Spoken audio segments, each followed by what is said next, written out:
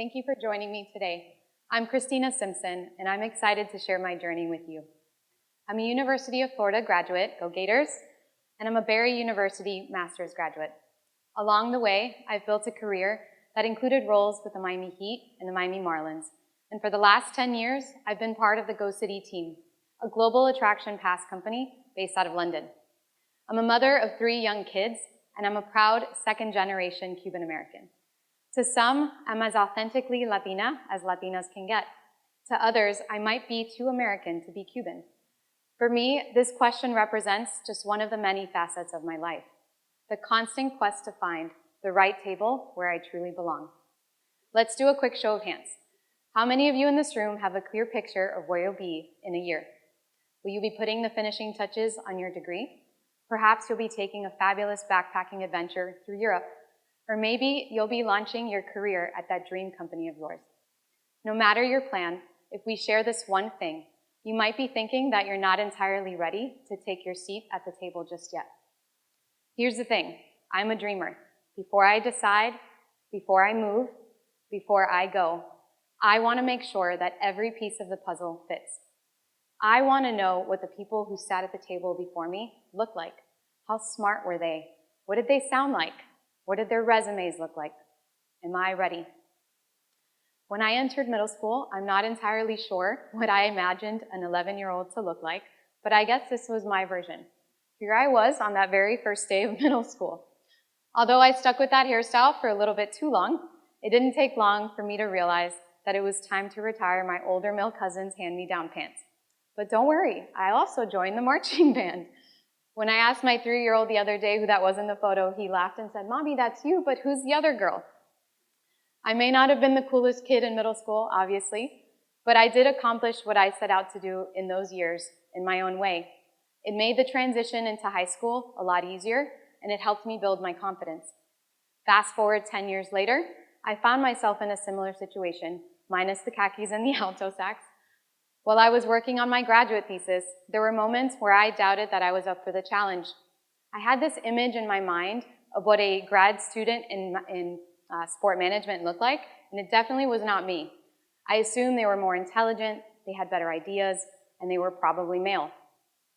20 years ago in the sport employment, for every 2 women in the industry, there were 7 men. So I was right, and I'm still right. Those numbers haven't changed very much. Despite the data stacked against me, I decided to press forward because I was determined to go through the entire process. I wanted to uncover my strengths and identify the areas where I needed to learn and to grow. What I was reminded was that I could do it in my way. As I presented my thesis at various conferences across the country, something incredible happened. I had deans of universities offering me teaching gigs on the spot. They thought I had written my thesis for my PhD. It turned out that my own standards for what a thesis should be were set exceptionally high, which I held myself accountable to. In the end, I learned that it's not about conforming to some preconceived notion. It's about pursuing your passion, contributing your unique perspective, and setting your own bar for success. Since then, my career has been an exciting adventure, taking me through a variety of experiences and challenges. I've navigated through the high-energy world of the Miami Heat and the Miami Marlins, where I often found myself as one of the few women at the table. Instead of seeing this as a setback, I chose to see it as an opportunity. Speaking of setbacks, I know Mike just talked about the Miami Heat, so we have some Miami Heat fans in the room. So this was a few years before what Mike was talking about, all those championships in 2012. 2008, Miami Heat ended up with the worst record in the entire league. Shaquille O'Neal had just left. Dwayne Wade was hurt.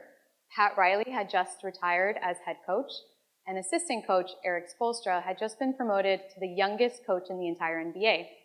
It's also when Cristina Martinez decided to join the group sales department as an account manager. It was my first job out of college. I had never sold anything. I was so excited to walk in and start talking about basketball. I remember the first day I had this huge smile on my face. Little did I know that we had thousands of $10 tickets that we had to sell, and no one wanted to talk to us.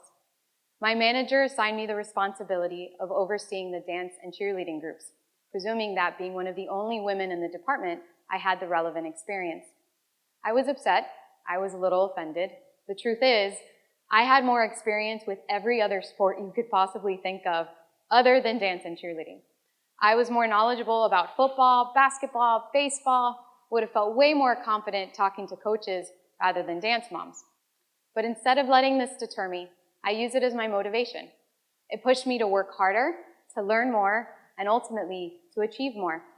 I unofficially changed my title to the Miami Heat Dance and Cheer Coordinator so that when I called every single dance team in Miami, Broward, and West Palm Beach County, they listened to what I had to offer. I sold close to $500,000 in tickets that year. And at $10 a ticket, that's a lot of tickets. In less than 2 years, I was ranked the number 10 group salesperson in the entire NBA for a team that wasn't winning. I've discovered that being one of the few women at the table can actually be an advantage. It's an opportunity to bring a unique perspective, fresh ideas, and a different approach to problem solving, like creating your own title. A few years later, I moved from sports to travel. As you can see here, the travel and hospitality industry, 50% of the workforce is women. With the male-dominated industry of sport, I felt that my options were limited. Since then, I've never looked back. It's during this phase in my career that I realized I had the makings of a terrific race car driver. One of my all-time favorite clients was the Richard Petty driving experience. When I embarked on this partnership with them, we witnessed a huge expansion of their business in just a small amount of years. In exchange, they graciously allowed me to take the wheel of NASCAR stock cars at different tracks across the country. Do you want to talk about a table where I don't belong? Picture this, little old me, stepping onto the Daytona International Speedway, sporting an oversized racing coat, a helmet several sizes too big, barely being able to reach the pedals. But guess who managed to clock 160 miles an hour in a stock car? And don't get me started on the exotic cars that they let me handle. My point in saying this is not that I might have a crush on Danica Patrick, which I do, but that yet again, I was surrounded by men who thought they knew everything there was to know about me. Needless to say, over the years, I've had the privilege of working with an equal amount of male and female peers, mentors, and managers, reflecting these balanced numbers. Where I do face challenges today is female representation at the senior leadership level. Now raise your hand if you've ever doubted yourself or have downplayed your achievements. Perhaps you may have looked around and thought, everyone around you knows more than you do. Keep your hands raised if you are just waiting for the day where someone's going to point out that you're a fraud. If you have your hand up, you're not alone. Imposter syndrome. Up until this year, I was part of that 75%. But I made the choice not to be. I still take advice. I still listen. I still want to learn. But I am enough. I took my seat at the table. And it started with the first choice, to believe in myself. And that choice became 2. 2 choices became 3. 3 choices became a promotion. 4 choices became another promotion. And 5 choices got me on this stage with you all. All the people who who doubted me started to see the shift, noticed the change. People I hadn't seen in 10 years noticed a sparkle in my eye. Even the meat guy at the grocery store noticed a pep in my step. But it all started with the first choice to believe in me, and I believe in all of you too. I can't say that I did this all on my own. I've had a lot of mentors along the way that have helped me realize my own potential. As you can see here, it pays off to be a mentee and a mentor, and it can even help with the amount of money that you make. One of my mentors, who I've had the privilege of learning from recently, is emphasizing the critical role of perception. She's specifically referring to the way that I perceive myself, my thoughts, and my words. I used to believe that my words carried less weight and significance compared to those in higher positions. But what if these individuals invited me to the table to hear my thoughts? Because they value my opinions, and they want to gain insights into what I was thinking. It's pretty crazy that a simple shift in perspective can completely alter your perception of everything, isn't it? This journey is not about gender, fairness, or complaints.